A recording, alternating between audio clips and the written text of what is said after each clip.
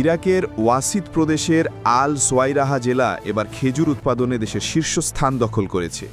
চলতি মৌসুমে এখানকার খেজুর উৎপাদন ১ লাখ টনের বেশি হয়েছে, যা জাতীয় পর্যায়ের সর্বোচ্চ।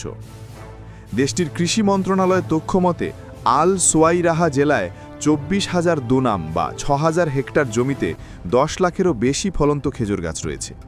এখান থেকে বারহি, খাস্তাওয়াই, খাদরাওয়াই, আশরসি, জামালি, হালাউই, ছায়ার এবং মাকতুম সহ প্রায় ৫০টি উন্নত জাতের খেজুর উৎপাদিত হয়, যেগুলোর স্বাদ এবং রপ্তানি যোগ্যতা বিশ্ববাজারে খুবই সমাদৃত।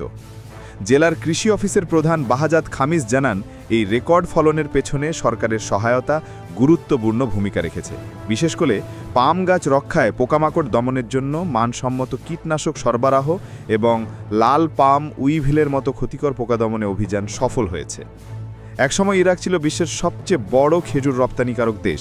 ১৯৬০-এর দশকে তারা ৭৫% খেজুর সরবরাহ করত। তবে যুদ্ধ আর রোগবালাইয়ের কারণে উৎপাদন কমে গিয়ে বর্তমানে তারা ৯ম স্থানে চলে গেছে।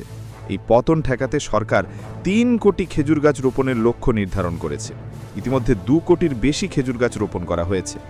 রাজধানী বাগদাদেও খেজুর গাছ লাগানোর উদ্যোগ নেওয়া হয়েছে।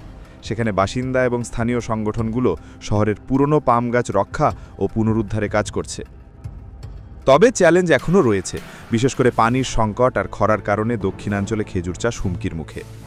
জাতিসংঘের খাদ্য ও কৃষি সংস্থার তথ্য মতে ২০২৩ সালে ইরাকে প্রায় ১,৭০,০০,০০০ খেজুর গাছ থেকে ৭,৩৫,০০০ টন খেজুর উৎপাদিত হয়েছে। এর মধ্যে ৬ লাখ টন খেজুর তুরস্ক, ভারত, মিশর, জর্ডান ও উপসাগরীয় ও ইউরোপীয় দেশে রপ্তানি করা হয়েছে। প্রতিবেদনে ঝিনুক রহমান, কণ্ঠে মৃদুল।